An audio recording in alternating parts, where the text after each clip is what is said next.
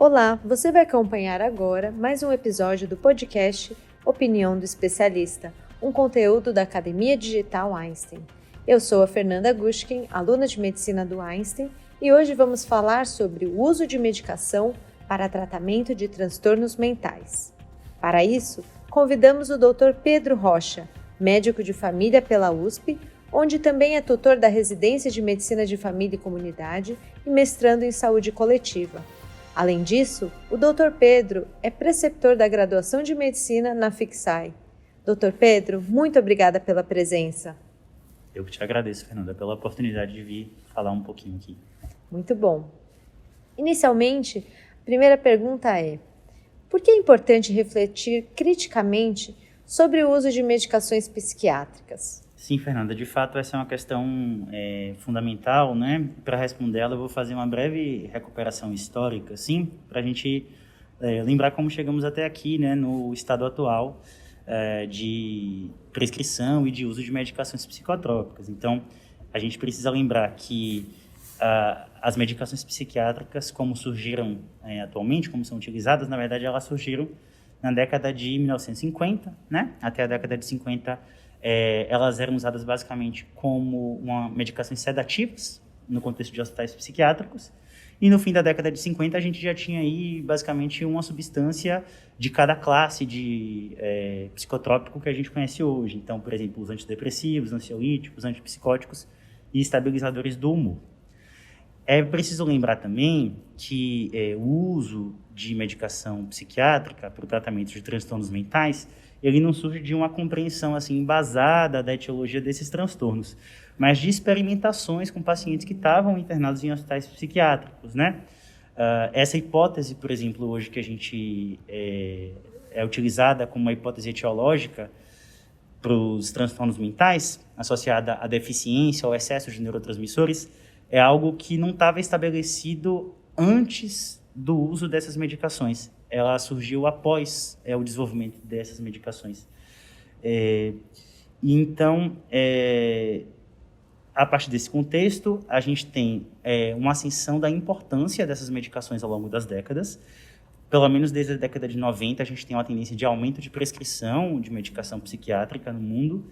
É um pouco difícil de achar dados brasileiros especificamente, mas trazendo dados do Reino Unido, a gente tem, pelo menos desde a década de 90, né, um aumento da prescrição. Entre 1991 e 2001, a prescrição de antidepressivos no Reino Unido mais que dobrou. Em 2001, a gente tinha mais de 20 milhões de prescrições anuais de antidepressivos.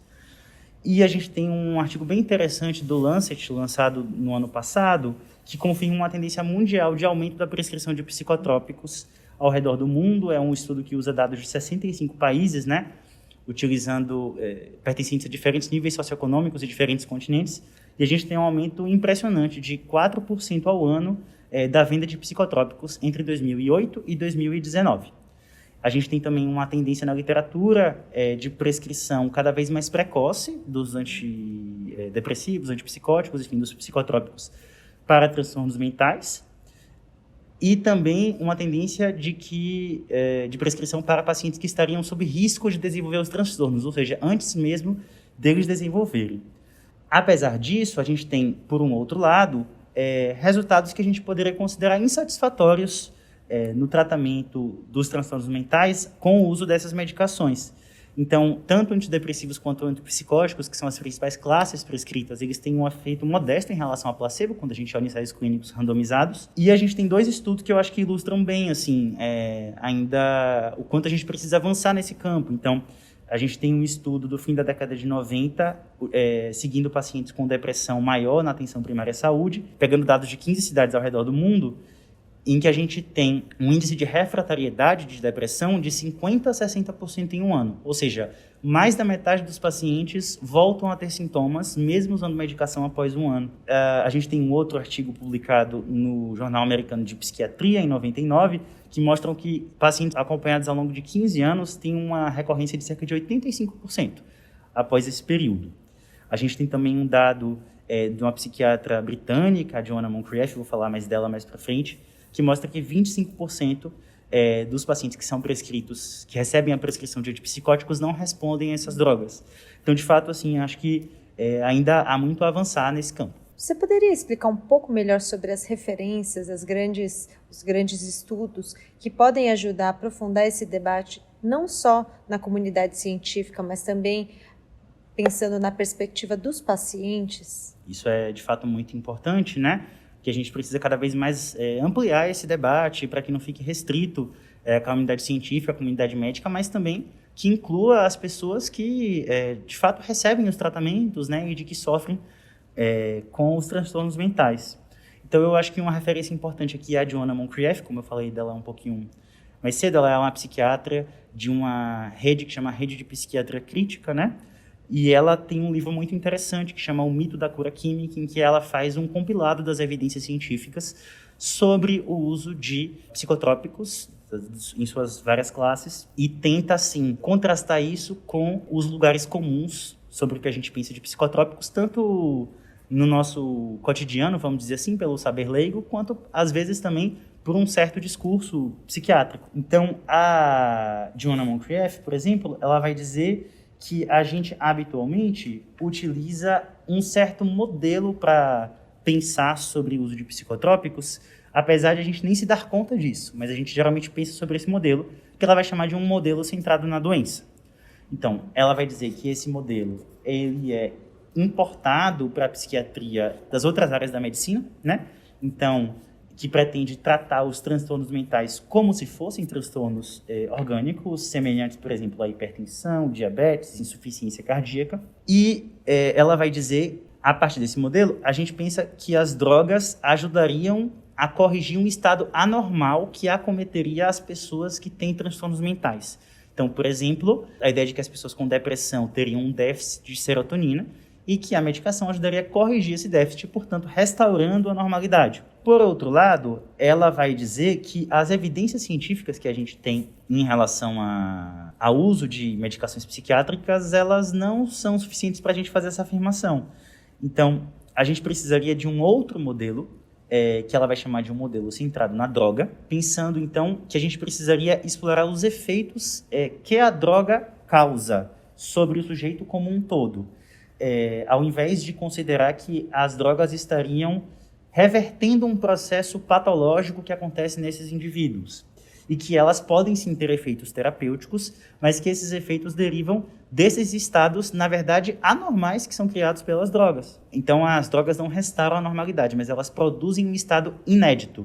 Acho que um bom exemplo para isso é, por exemplo, o uso de Ritalina para estudar. A gente sabe que muitas pessoas fazem uso de Ritalina dessa forma e que o estado em que essas pessoas ficam não tem um estado correspondente na normalidade. A Joanna Moncrieff, então, vai dizer que as drogas psiquiátricas todas produzem estados que também são inéditos, que também são anormais, que não têm correspondência na nossa vivência cotidiana e que podem ter um efeito terapêutico pelo impacto nos problemas sociais e emocionais. Portanto, essas drogas estariam, na verdade, criando estados artificiais nos quais, de fato, os pacientes podem pontuar menos em escala de sintomas, né?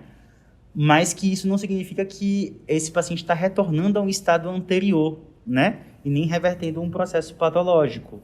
A gente, na verdade, está aí no campo da modulação dos nossos estados psíquicos e das nossas funções corporais. Sono, prazer, apetite, libido, medo, alegria. São coisas todas que esses psicotrópicos dão uma possibilidade de a gente, assim, manipular, né? Vamos dizer, influenciar conforme a nossa vontade.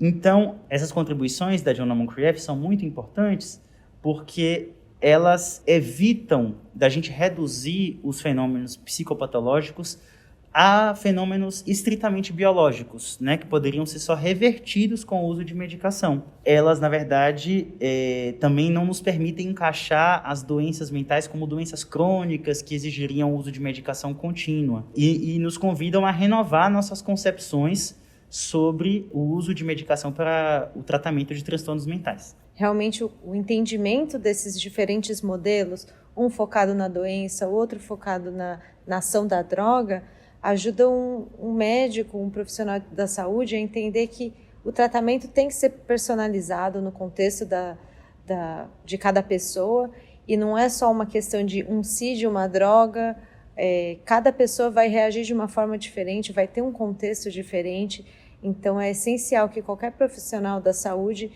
tenha esse conhecimento, que existe, por um lado, os mecanismos farmacocinéticos, mas também tem todo o contexto da pessoa e como que ela está recebendo essa droga no momento da doença que ela tem. E agora vamos seguir para a última pergunta. Dr. Pedro, como que é possível melhorar tanto a pesquisa como a assistência em relação ao uso dos psicotrópicos? De fato, se a gente pensa por essa outra perspectiva mais crítica, isso coloca desafios para a gente de renovar os nossos modelos, né, de utilização, tanto dos psicotrópicos na pesquisa e na assistência. Então, na pesquisa, uma coisa que chama muito atenção nas pesquisas atuais com psicotrópicos é que elas geralmente se restringem a avaliar a eficácia das medicações pelo impacto em escalas de sintomas, né? Pelo quanto a pessoa pontua naquele score de sintomas, por exemplo, dos sintomas depressivos, do quanto ela tem de anedonia, ou de insônia, ou de diminuição do apetite, né, para a gente dar alguns exemplos. E isso, de alguma forma, é uma perspectiva que limita um pouco, assim, vamos dizer, da gente até conhecer quais são mesmo os efeitos dos psicotrópicos, porque a gente não está avaliando, por exemplo, qual foi o impacto dessa medicação sobre o funcionamento global dessa pessoa, sobre a experiência cotidiana. A gente está só querendo saber se ela pontua menos ou mais na escala de sintomas. Então, seria importante, por exemplo, a gente incorporar outros desfechos para a gente saber se a droga funciona ou não, ou se ela é terapêutica ou não. A gente poderia pensar, por exemplo, nos antipsicóticos, que diminuem em escala de sintomas em alguns pacientes, mas que podem produzir outros efeitos colaterais muito indesejáveis também, e que os efeitos colaterais podem prejudicar a funcionalidade. Então, a gente não deveria separar tanto também, né, os efeitos terapêuticos e colaterais, mas tentar entender qual que é o efeito global sobre a pessoa do uso dessas medicações. Por outro lado, considerar a experiência dos pacientes com esse uso pode nos ajudar a reconhecer que tipo de estado está sendo produzido quando a pessoa usa esse tipo de medicação. A gente não tem muito relato disso na literatura, mas é comum na prática clínica a gente encontrar o relato de pessoas que estão usando inibidores de recaptação de serotonina, antidepressivos, e que dizem que tudo bem, agora elas não estão tendo mais uma dor tão insuportável, um humor tão deprimido, mas que agora está tudo mais ou menos na mesma, a alegria é fraca, a tristeza é fraca, tem uma certa apatia. E isso não é um relato incomum da gente encontrar em consultório, apesar de a gente não encontrar isso na pesquisa, né, científica sobre os psicotrópicos. Então, diversificar a quantidade de parâmetros que a gente avalia na pesquisa, incorporar também outras metodologias de análise, por exemplo, as metodologias qualitativas. E na prática clínica, acho que a primeira coisa é buscar evidência científica sobre os efeitos das medicações, que é mais ou menos, acho que o que a gente está se propondo aqui, não é? A gente precisaria também olhar não só para o que a medicação elimina, mas para o que ela produz. Quando alguém toma uma medicação psiquiátrica, recebe uma prescrição, aquilo não tem só um efeito na modulação neuroquímica desse indivíduo, mas também, por exemplo, pode ter um efeito na forma como esse sujeito entende o que está acontecendo com ele. Então, ele pode, por exemplo, entender que o problema que ele tem pode ser reduzido a um mau funcionamento do cérebro, né? A uma questão estritamente orgânica e biológica, gerando uma certa, talvez, desimplicação dessa pessoa no próprio sofrimento, de uma consideração que o sofrimento está, assim, exterior a ele, né? E de que é quase que uma outra entidade que se apossa dessa pessoa. E isso, geralmente, não gera bons resultados do ponto de vista do tratamento, não é?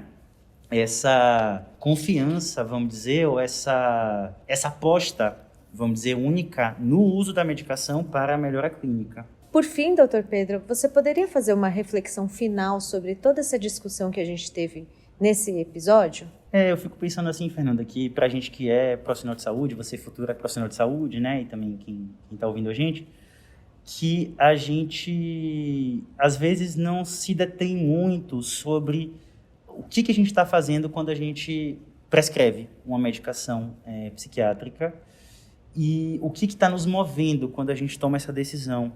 Então, eu fico pensando que a gente precisaria, talvez, refletir sobre nossas ambições quando a gente prescreve um psicotrópico, o que a gente pretende. Por exemplo, um motivador assim, que é frequente para esse tipo de prescrição é de eliminação da dor, do sofrimento humano, né? que eu compreendo que é uma experiência não eliminável da vida.